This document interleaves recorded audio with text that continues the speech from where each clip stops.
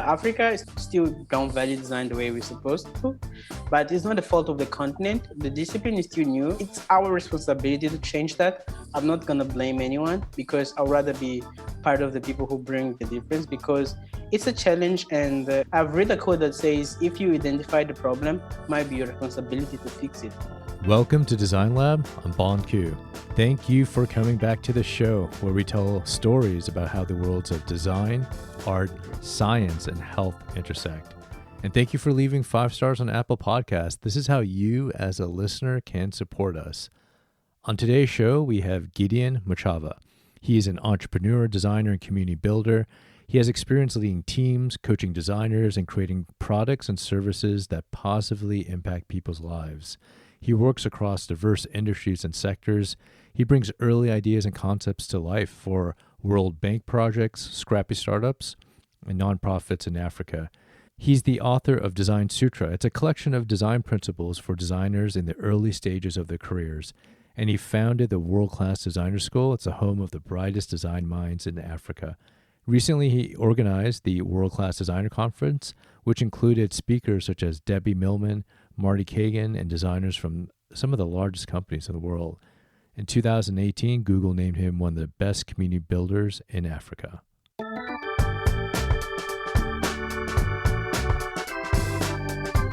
Gideon Machava, welcome to Design Lab. It's a pleasure to have you on the show. Hey, Bon. Thanks for having me. It's a pleasure to be here. Gideon, where are you located right now? So currently I'm in Mozambique, but on the past few years, I lived in South Africa, was studying and working. Great. And for our listening audience, Mozambique is a country in East Africa. And Can you give us a little flavor about what Mozambique is like? And is that where you're from? Because I haven't been to Mozambique. So give us a little flavor of what life is like there for you right now. It took me a few years to leave my country. I only left for the first time Mozambique when I was 22. When I left, I went to South Africa. I went to some island around the ocean, the Indian Ocean. But I was lucky enough to be able to go to the US and visit a few countries in Europe. The way I see my country changed because when you're in your country, you only see the trees, right? But when you're able to go outside, you can see the forest. So that gave me a more clear overview in terms of what we are and where we stand. So South Africa is around 1 hour, from where I lived in South Africa is 1-2 hours apart if you fly there, 6 to 8 if you drive. But economic wise, the reality is 50 years apart, 50. It's to feel like you're traveling in time because South Africa is way more developed than Mozambique, and it will take around for us, Mozambique, around 50 years to be able to reach the same level that they are now. Wow. Yeah. So, but when I went to US, I saw that even South Africa was backward. But when I went to Europe, I felt that US was backward also. Tell me more. I definitely feel US is backwards now. So you feel like I don't mean to insult the country, but it feels like US is type of countries that these rich rappers with Gucci belt stuff. Yeah, you're rich, but you're dude, really? Are you really rich? Yeah. So I end up understanding what being a developed country means, but I also understood what being poor means because you don't understand what is poverty until you experience what being rich means. So I can tell you it's a fairly poor country, but economically and politically it's quite stable if you compare with other countries in Africa, but we still have a lot to improve. So the currency is not the strongest in Africa, but also is not the weakest. The economy, most of the people still don't have electricity, don't have water. Education it's a big problem. But there is a really good side of I felt that I could understand better of Mozambique. I feel like the people from my country are more human than the other people that I met around the world. I can tell you in South Africa, if you don't know anyone, you might sleep on the streets. I can tell you that won't likely to happen in Mozambique Hmm. because we have such a community spirit that we help each other. We don't even need to know you. Hmm. Uh, we're so close, and the weather is really nice. Like, it's not the most secure country in the world, but it's not so violent. Yeah, but culture wise, we like it's very rich in terms of culture. We have really bright people in the country also. I interviewed Michael Gigi, who's a great designer, and he told me about his design journey and how he ended up actually living on the streets and met a designer and learned about graphic design when he had moved to South Africa. Tell us about your design journey. I know you studied economics in Mozambique, and did you always want to become a designer when you were growing up? Not really. I wanted to be an economist actually, but things Okay. changed when I was like growing up. I ended up learning like technology. I code like then mostly. So when it was time to choose what to do in college, I knew I would end up like doing technology, but I didn't want to learn that like full time. I knew I could learn like on the side because most of my friends were geeks, and I said to myself Same like, with me. Most of my friends are geeks. so like I had this spirit of always wanting to be the smartest person in the group. So I asked myself, what would make me the smartest person in the group? And the answer was I had to learn something that they can't learn on the internet. Mm, So I went to study economics. You can't study economics on the internet. mm. So I wanted to become different. So that was what I've done. So being able, like studying economics allowed me to see the world completely in a completely different perspective. I understand like from accounting, management, macroeconomics, and everything in between. But during my studies, I end up join other people and create the MosDevs, which become one of the biggest developers community in my country. And I've managed to make the community grow to almost 2,000 members in 3 years. Amazing. Yeah. So because the reason why I started focus on development and community code, community tech, I felt a bit frustrated, but I ended up realizing that the field was so conservative that I would need a Mhm. PhD to be able to contribute something significant. Mm. But in tech, it's completely different. You can just have a really good idea and go on the side and implement it. If it works, everyone else is gonna adapt. Yeah, there's lower barriers to entry. On the beginning, I code, like was a community. We got together, friends, hackathons, projects. Let's build something cool. But as You just taught yourself to code like how you taught yourself to learn English, basically. yes, yes, Okay, you learned this yeah, different language. Great. yeah, yeah. So as time goes, I stopped coding because I was the only person in my team that could talk to normal people and could Mhm. talk to developers. So that end up made me like a project manager role. And like with time, I end up learning that actually was a field and was called UX design Mm. because I was the interface between the developers, the community I created, and the people who actually use the tools that we created. So I had to find a way like Well, that's fascinating that you were doing this. Then you're like, whoa, I'm actually doing this thing called UX design. You didn't go say, hey, I want to yeah, learn about UX design and start doing it. You were already doing UX design. yeah, that's actually right. So this is what I've done. So this is how I end up becoming designer. Yeah. That is an amazing story. A self-taught designer just using what you found out there on the internet and building community. You started the World Class Designer Conference. Can you tell Yes. us what that is and why you started it? I listened to a podcast, Tim Ferriss show. I'm not sure if Yeah, you're I familiar. love Tim Ferriss. I actually met him a while back, and he's very influential. So one day I listened to Maria Sharapova episode. It's a Hmm. famous tennis player, and she's one of the best tennis in the world. I was like, after listening to that episode, and I start asking myself, what do I need to do to become the Maria Sharapova of design? Mm. So I started creating this dream for myself, becoming a world-class designer. So I start like interviewing, like talking to a lot of people, and like understanding what I've done to become really good at what they do. So with time, I end up realizing that I was collecting too much knowledge to keep to myself alone. Hmm. I started writing articles about the calls I had.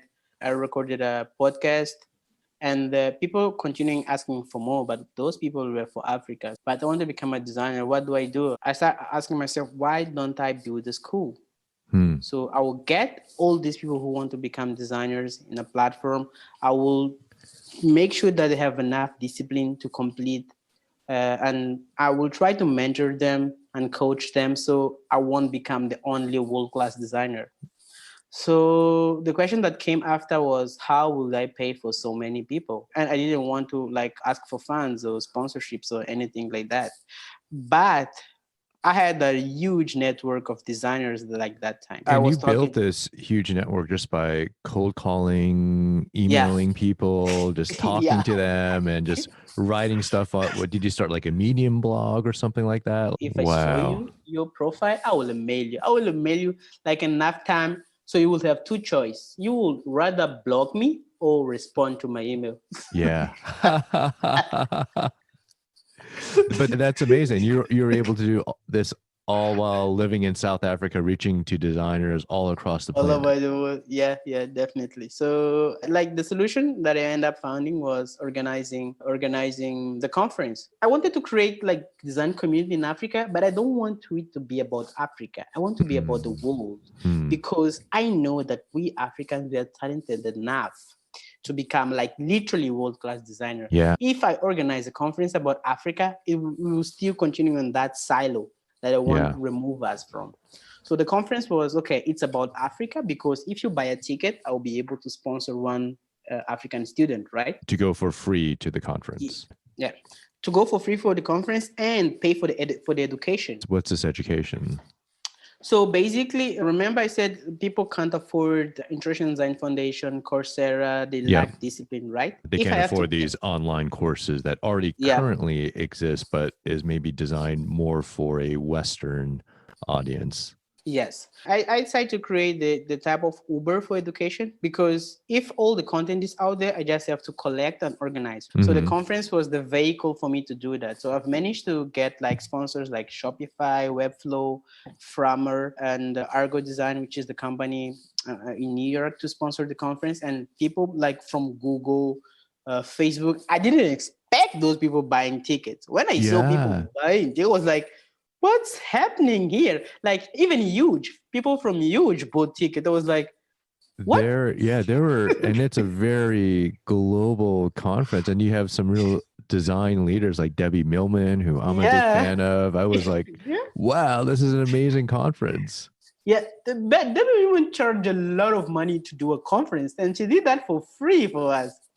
Actually, everyone did for free. Wow. I managed to convince more than 40 people to give like more than 30 minutes of daytime, like for free. Amazing. When did this conference happen? Like February, like it's almost more than a month now. Oh, I wish I had known about it earlier. I'd love to have gone. How many people participated in the conference? Overall, like we had people from all over the world. What is it, around 900? Wow. Yeah, 900. I had zero budget for this conference, like zero.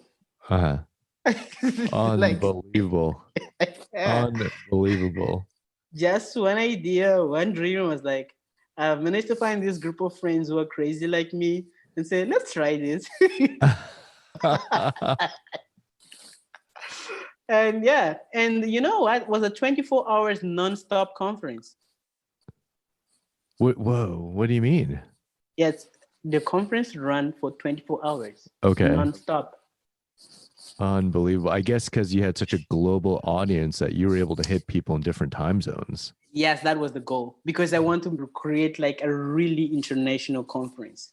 I love how you are democratizing design and design education for people living in the global South and in African countries. I think that's just amazing. But it's not African design, it's global design, but you're making it accessible to really anyone and really elevating design. What are some of the challenges of becoming a designer living in an African country, and what are your thoughts about the future of design in Africa? This is a really nice question because our slogan is the future of design is African and we are building it. The slogan of our school. Because like being a designer in Africa is really hard. First of all, because design is a very new discipline as a formal discipline. So most of the companies don't value design in the way that we think should be valued. But we understand people have other priorities. It's gonna take some time until they see the value of design. Like designers are not valued properly and not being paid properly. That's why one of the goals of what we're doing is like trying to make African designers be valued the same way that like people from US are being valued, because I really believe that we can bring a lot of value, even if probably better, because we kind of have untapped creativity, because like most of what we know about design come from the Western world, right? Yeah. We don't Bauhaus from Germany and even in the US, most designers are white. It's very homogenous. There's some stats I read where 3/4 of designers in the US are white. You see? So imagine if we start having those numbers balanced and having more African people joining the conversation and shaping the future of design, what would happen? So that basically it's our dream. So yeah, Africa is still don't value design the way we're supposed to, but it's not the fault of the continent. The discipline is still new. It's our responsibility to change that. I'm not gonna blame anyone because I'd rather be part of the people who bring the difference, because it's a challenge. And I've read a quote that says, if you identify the problem, might be your responsibility to fix it. So I see this as my responsibility. So I will try to do my best to fix that part. Like regarding the future of design, I remember when I was in South Africa, I read one billboard that was saying an Italian car, like promoting an Italian car. When I saw that billboard, it was like, wow, Italia is so good.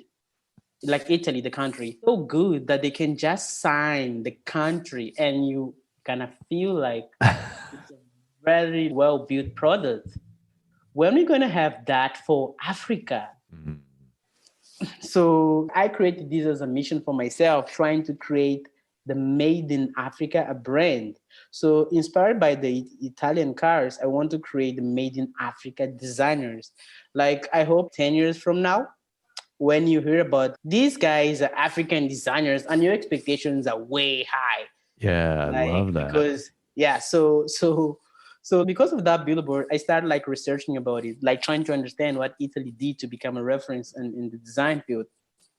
So I read a lot of articles. I ended up learning that about intentionality, how they care about craft, creating unique products. Like on that same line of thoughts, I've researched about Chinese company that managed to change the image that we have like from China. I've read about Sony, like the idea of Sony creating, like after the Second World War, like Japan was seen by the Americans like as a third world country and that only produced like really low quality products. Yeah. And the founder of Sony have that in mind. And he had the intention of changing the image of the country using the products. If you go, it was the same experience as Korea too. My parents are from Korea, and I remember products being, made in Korea weren't really valued. They were seen as lesser, as if they was made in Italy or France, but made in Korea was like, it's kind of like a lesser. It's maybe not as good quality. Why don't I create literally the world-class designer coming from Africa? And I take that as my personal mission. So I want to be able to, like I told you that I'm going to be launching my school. Yeah. Tell me more about that. It's an online school. Yeah. So like I've managed to raise enough money to start a school. So like my idea is to scout and find the best designers in Africa and train them for them to go to the next level and be able to showcase to the world how good designers can come from Africa. We have a lot of initiatives in Africa that train people to do design. I don't want to train anyone. I want to make people who are good better, because everyone knows about Usain Bolt. No one knows the second best runner in the world. You're right. Everyone knows Usain Bolt, but who is the second best runner? Yeah, you don't. you don't know. So That's why like my school, we're going to focus on trying to create the best designers, not educating masses, but trying to find the best, because I know that the first step toward creating a brand is with quality, and you only get quality when you get super talented people. And the goal of the school is to find those people and educate them and showcase them to the world. Hmm. I love that you're just like lowering this barrier to get into design, to get this design education. You wrote a book called Design Sutra. Is that Yes. right? Can you tell us Yes. about that book? I tried reading it, but it's in Portuguese. Is there an English Yeah. version? No, I didn't create an English version because I believe that we have enough content in English that covers that part. Mm. But in Portuguese, we don't. It's called Design Sutra because it's designed from design and sutra from Kama Sutra. Because the premise behind the book is design for me myself, was like sex. No one teaches you, but you learn, right? That is right. But guess what? You can't learn. No one can teach you sex, but you have Kama Sutra. That kind of teaches you sex, right? What if I create the Kama Sutra for design? Mm. So yeah, I end up creating the Design Sutra. I love that. That's a great title for a book. So basically, it's a collection of design principles for designers in early stage of their careers. Well, I can't wait for the English version because my Portuguese is not good. I want to shift gears, and there's a few more questions I have. One, I'm not sure if I should have given you this question ahead of time, but do you have thoughts on the relationship between design and health? And maybe are there some examples from Mozambique or from South Africa?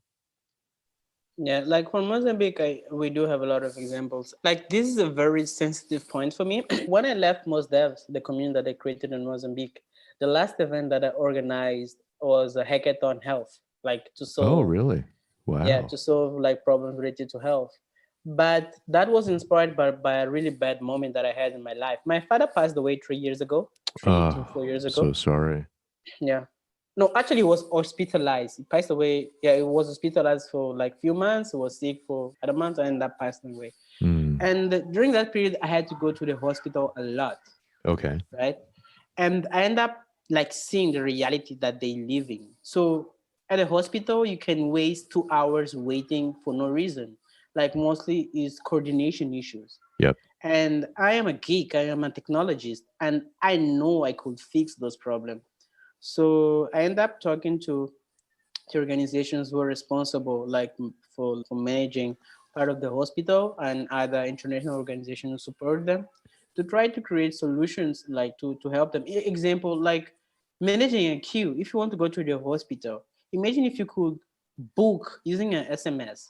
Yeah. That would save a lot of time. It would reduce the number of people waiting there, because you go to the hospital to get help, not to go there, wait. Imagine if you could get diagnosed while you're home.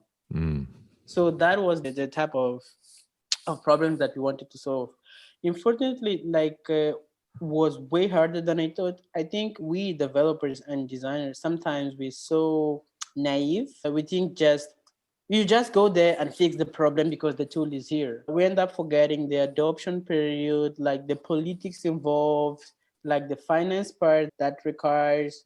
And we end up learning that. And now I know that you don't just create a solution and expect people to adopt. There is a lot of moving blocks that you have to go through. Yeah. The implementation is so hard in healthcare because it's so complex, so regulated. The finances and economics are so complex. But I love the optimism of designers coming in and, encouraging us to solve the problem. I think sometimes those of us like myself who work in the healthcare system, we get so jaded and think this is an intractable problem. It's never going to get fixed. That's why they're called patients, because they have patience to wait in line, right? Yeah, yeah, but yeah, I think like designing healthcare is a very important area which is being neglected nowadays. I can't tell you why, but I think we should pay more attention. Probably because it's a very sensitive area, Yep. because you can't do A/B test in healthcare. Mhm. Like, it's people's lives. Yeah. So yeah, but I do believe that's a very super relevant area. Healthcare is one of those like last frontiers in design, and there's such a need for designers to come into healthcare. Yeah, definitely, definitely. You will cry if you see the health system in Mozambique. Why? You the first I have not question been yet, so tell me more. the first question that you ask yourself is, how come are we surviving with such a poor health system? We're Hmm. lucky just we don't get sick as much as we kind of supposed to. That's why we're surviving. Hmm. But yeah, the health system is really poor. We don't have enough doctors for the whole population. We don't have medicines. If we do, it's extremely expensive.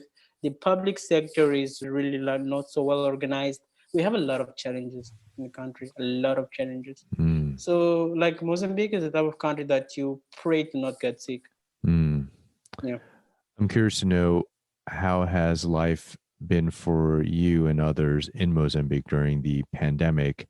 When I looked at the latest numbers, there doesn't seem to be that many COVID cases or deaths in your country. I'll tell you something, like, it's like super important to get context about this.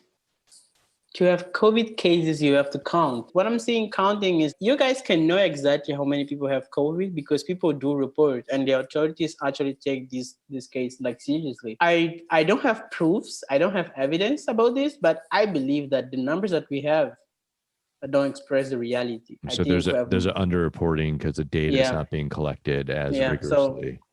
yeah, so it's not as bad as other countries, but I believe we have more cases not reported. Okay. What's like life like? Can you like go out and eat in restaurants and go out in public? Are people wearing masks?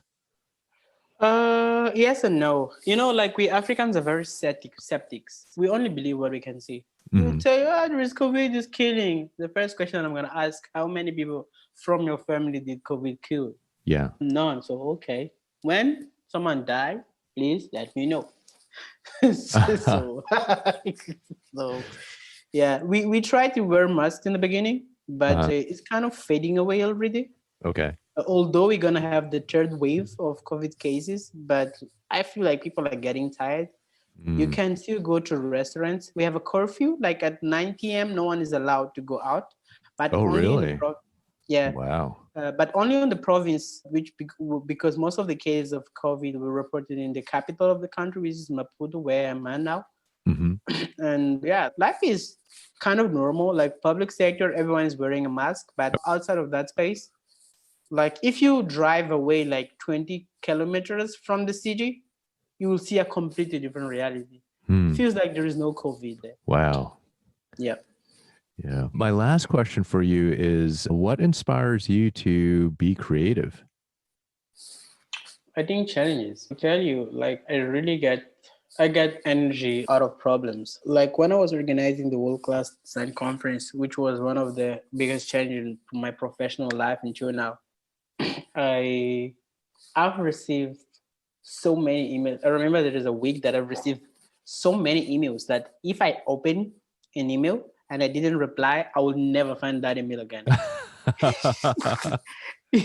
So I got super excited, like, talking to people from all over the world. I never expect that I would talk like personally to Debbie Millman and to other amazing designers that I had on my list. And when the conference ended, I got depressed for almost 2 weeks. Mm. But because I didn't have more work, I didn't have Mm. more problems to solve. Mm. So I was like, oh, what I'm doing with my life now? It's everything over.